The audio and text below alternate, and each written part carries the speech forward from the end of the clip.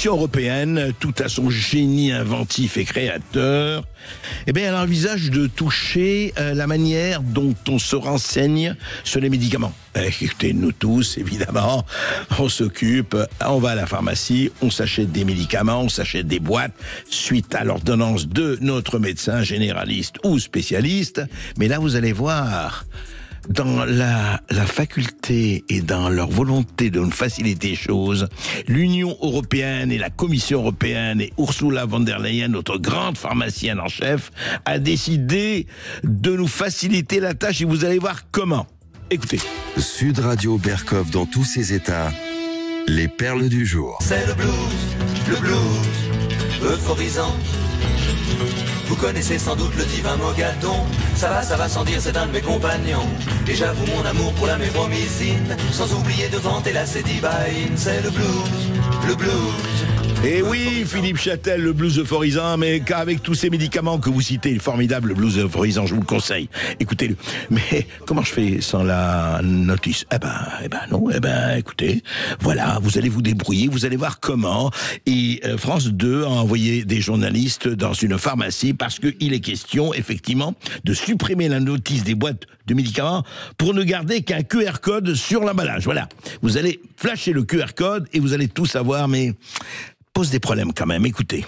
Dans cette pharmacie près de Strasbourg, Monique Logel est venue chercher les antibiotiques de son beau-frère. Comme toujours, elle déplie la notice. Les précautions, les contre-indications et des effets indésirables, je lis tout ça. Mais ce papier pourrait disparaître au profit d'un QR code. À 82 ans, cela a de quoi l'inquiéter. Moi, personnellement, j'aurais des difficultés parce que je suis tout à fait, je ne sais pas du tout m'en servir. Voilà. Le QR code permettrait d'accéder sur Internet à tout le mode d'emploi du médicament et ainsi de se passer de la version imprimée. Une fausse bonne idée selon cette pharmacienne. On va perdre un outil simple pour nos patients âgés, pour nos papis-mamies, pour des personnes qui n'ont pas de smartphone ou d'ordinateur. C'est-à-dire qu'ils vont sortir de notre pharmacie sans un support simple et clair. Et ça met en danger la santé de nos patients. Et oui, ça met en danger, mais écoutez, franchement, pour tous ces gueux qui ne savent pas utiliser le QR code, franchement, il est temps qu'ils s'y mettent, ou alors, s'ils lisent pas les méfaits de tel ou tel médicament ou les risques, tant pis pour eux. Vous imaginez où on est? C'est comme ça qu'on veut faire des économies? C'est comme ça qu'on veut faire des économies alors qu'on cherche 40 milliards selon monsieur Lombard, hein? On va faire des économies. Ah oui. Écoutez, les gens qui savent pas utiliser le QR code, tant pis pour eux, ils ont qu'à demander à leurs petits-fils ou à leurs enfants, et sinon, débrouillez-vous. Voilà comment on augmente, voilà comment on avance dans une démocratie bien faite, voilà comment on s'occupe de nos retraités, ou de nos vieux, ou de nos seniors, etc. Et même les autres. Ah non. C'est pas bon, on peut faire des économies, bien sûr. Il n'y a pas d'autres économies à faire? Non. En attendant, écoutez, QR codez-vous. Voilà, c'est l'avenir indescriptible et incontournable et indépassable de l'humanité glorieuse made in France. Sud Radio Berkov dans tous ses états. Toi qui m'as aidé à larguer les âmes, pour aller n'importe où, pour aller jusqu'au bout. La merveilleuse chanson de Moustaki, de Georges Moustaki, Ma liberté, ma liberté. Je ne sais pas si la liberté était très présente au Salon du Livre, de samedi dernier.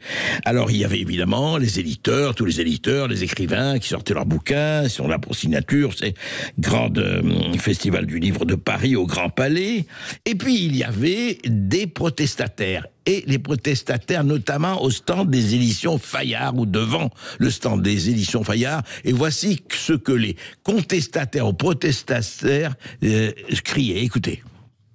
Casse-toi ! Le monde du livre n'est pas à toi ! Casse-toi ! Le monde du livre n'est pas à toi ! Casse-toi ! Le monde du livre n'est pas à toi !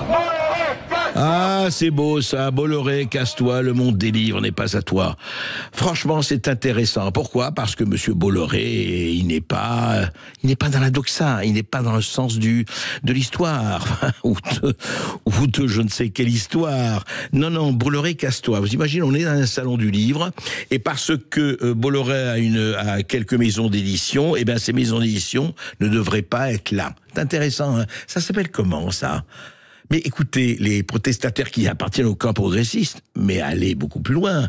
Faites comme vos ancêtres, brûlez les livres de Bolloré, faites des autodafés comme l'Allemagne des années 30. Mais oui, les gens qui ne pensent pas bien, vous savez, ça me rappelle un certain Julien Pain qui allait dans Saint-Hébrairie voir quel livre était là. Ah bah pourquoi vous vendez tel livre ? Vous imaginez que les gens qui se prétendent progressistes et tous les autres qui soient de droite ou autres, tous les rachitiques du des extrêmes, veulent maintenant qu'on supprime toute opinion qui ne leur convient pas, qui ne leur appartient pas.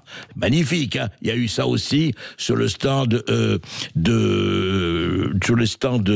où officier Xenia Fedorova, l'ancienne directrice de RT France, l'ancienne patronne de RT France, qui signe son livre. Alors, sous prétexte qu'elle est russe, eh bien, on l'a attaquée au nom de la liberté et de l'Ukraine. Écoutez.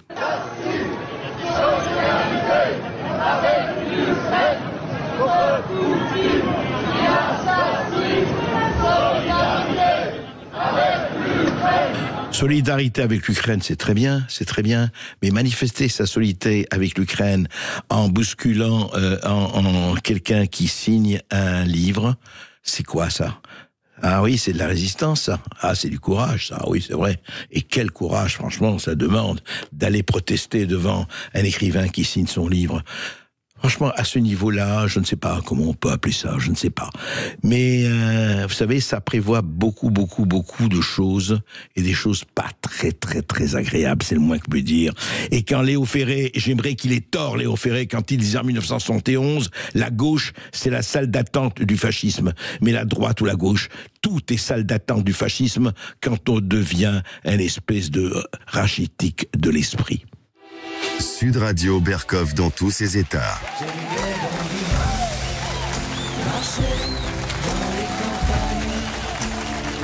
J'ai vu de braves gens chanter pour leur compagne. Et les fêtes issues de notre tradition agricole, de nos légendes, de nos modes de vie, de notre histoire, de notre gastronomie. Vous savez, tout est lié. Ces fêtes magnifiques qui font la France depuis des siècles. Eh bien, 30% des événements de ce type organisés sur le territoire national ont disparu. On révélé un sondage Infopro réalisé en novembre 2024 pour les plus belles fêtes de France. Un phénomène inquiétant, il n'y a pas eu que le Covid, hein. Diminution de bénévoles, diminution géopolitique. Voilà. Alors, elles vont disparaître, ces fêtes du piment d'Espelette, ces fêtes de la Madeleine à Commercy, la fête des Louches à Comines, le retour des alpages à Annecy, la fête du hareng roi à Étape-sur-Mer, le festival Saléra en Sologne et notamment le concours du jambon de Bayonne, oui, alors, où un griffe féministe, alors là c'est intéressant, a interpellé la ville sur le modèle des fêtes et les dérives sexistes en leur sein, un contexte de fête qui ne fait qu'amplifier la violence machiste. Voilà où on en est. Et c'est néo-archéo, paléo-féministes qui mettant, ah oui, la fête, c'est très grave de faire la fête. Qu'est-ce qu'ils veulent ? Ils veulent le cimetière. Ils veulent un cimetière, d'un côté, femmes voilées, et de l'autre côté, les néo-féministes déchaînés, décharnés. Eh ben, si c'est ça la France, cher pays de mon enfance, quel avenir, n'est-ce pas ?